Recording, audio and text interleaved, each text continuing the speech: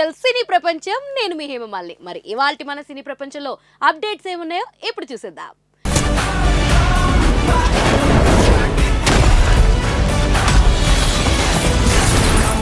ముందుగా first update. ఇక అంజలి 2.0 ఆ పాత్రలకు కేర్ ఆఫ్ అడ్రస్. ఇంతకీ ఏ పాత్రలు ఇప్పుడు తెలుసుకుందాం. అంజలి ప్రస్తుతం రొటీన్ పాత్రలకు నో అని చెబుతున్నట్లుగా కనిపిస్తుంది.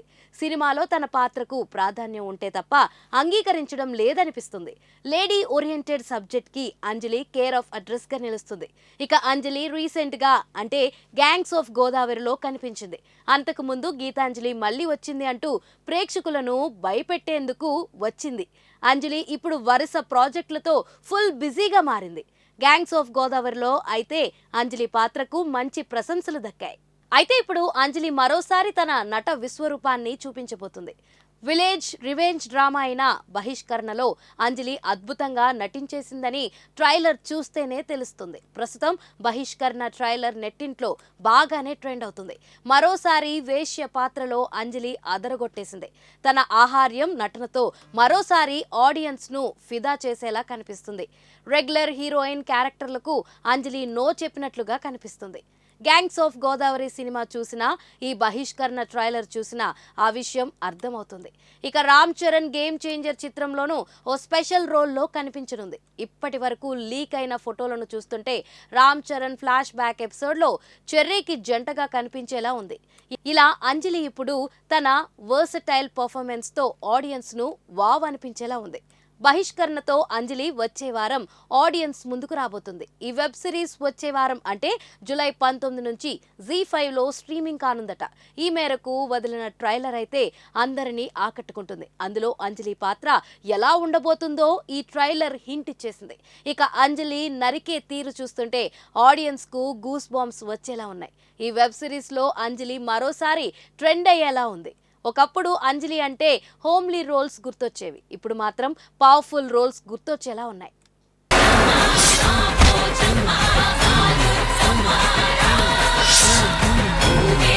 సినీ ప్రపంచంలో నెక్స్ట్ అప్డేట్. మిస్టర్ బచ్చన్ మీద రాళ్లు వేసే ప్రయత్నం. ఇంతకీ ఎందుకు ఈ ప్రయత్నం ఏంటి అన్నది ఇప్పుడు తెలుసుకుందాం.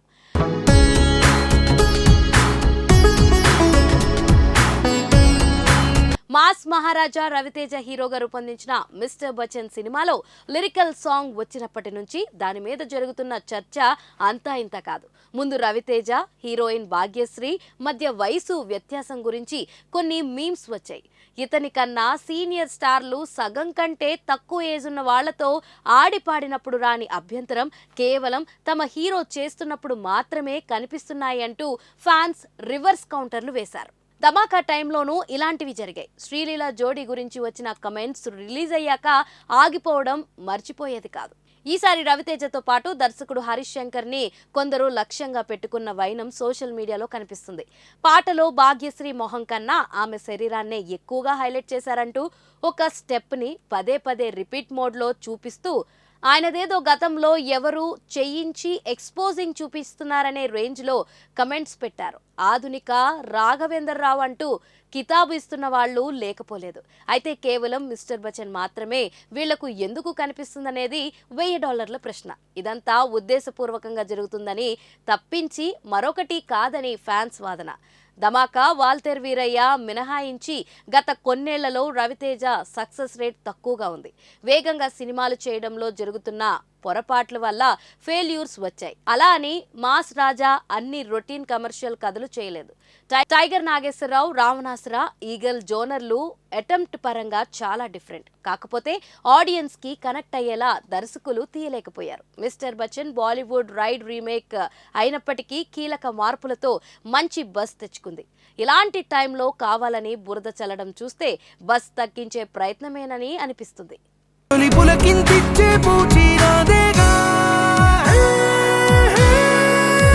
మన సినీ ప్రపంచంలో నెక్స్ట్ అప్డేట్. అఖండ 2లో ఏం చెప్పబోతున్నారు? ఇంతకీ ఏం చెప్పబోతున్నారు ఇప్పుడు తెలుసుకుందాం. తెరిచి జూలు విదిలిస్తే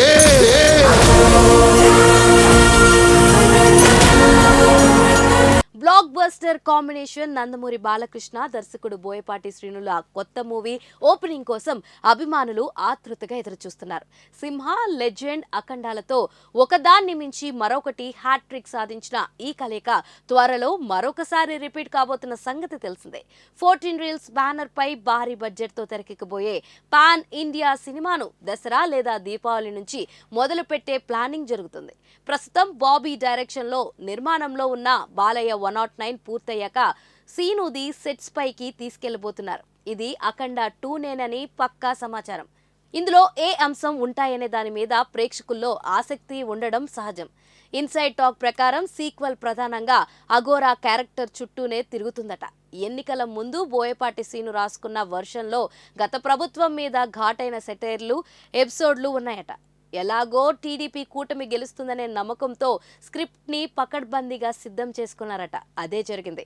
దీంతో ఒక్క డైలాగ్ కూడా మార్చకుండా యథాతథంగా ఫస్ట్ లాక్ చేసుకున్న కథతోనే ముందుకెళ్లబోతున్నారని తెలిసింది. అఘోరా ఫ్లాష్ బ్యాక్ చాలా పవర్ఫుల్ గా ఉండబోతుందని తెలుస్తుంది.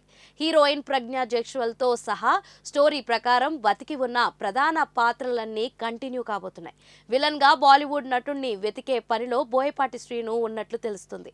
ప్రతినాయక పాత్రలను చాలా పవర్ఫుల్ గా రాసుకునే ఈ మాస్ డైరెక్టర్ ఈసారి వైలెన్స్ ని ఇంకో లెవెల్లో చూపిస్తారని వినికిడి.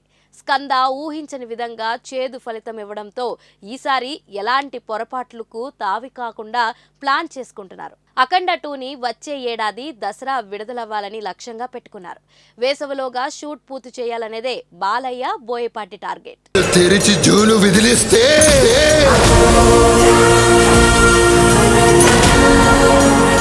మన సినీ ప్రపంచంలో నెక్స్ట్ అప్డేట్. భారతీయుడు 2 నెగ్గాల్సిన సవాళ్లు. ఇంతకీ ఏంటా సవాళ్లు ఇప్పుడు తెలుసుకుందాం.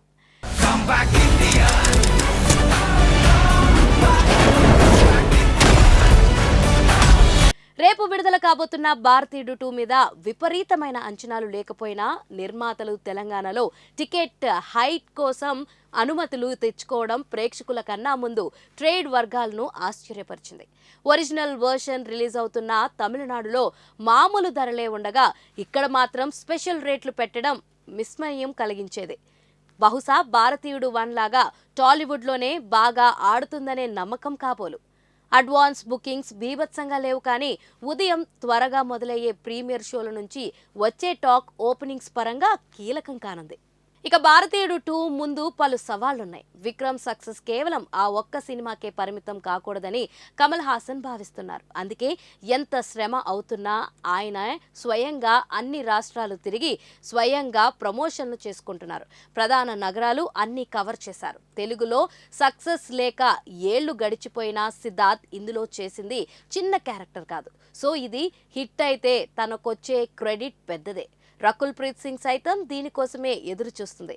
అనిరుద్ రవిచంద్రన్ సంగీతం ఆశించిన మ్యాజిక్ పాటల పరంగా చేయలేదు. భారమంతా బీజిఎం మీదే. ఇక దర్శకుడు శంకర్ తన కంబ్యాక్ ని దీంతోనే రుజువు చేసుకోవాల్సి ఉంటుంది.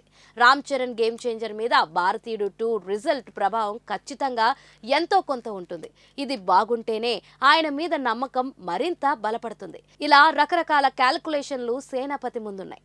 వాటిని దాటుకోవడం బస్ తక్కువగా ఉన్నా ఇలాంటి పరిస్థితిలో అంత సులభం కాదు. పైగా భారతీయుడు 3 గురించి పదే పదే హైలైట్ చేయడం కొంత ప్లస్ కొంత మైనస్ గా మారింది.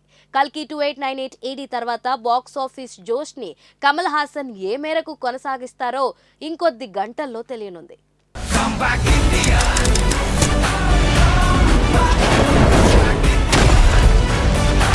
సో చూసారు కదా, ఇదండి ఇవాల్టి సినీ ప్రపంచం. మరొక ఇంట్రెస్టింగ్ అప్డేట్ తో మళ్ళీ కలుసుకుందాం. అప్పటి వరకు చూస్తూనే ఉండండి పూరా local. This is your Hemamalini signing off. By.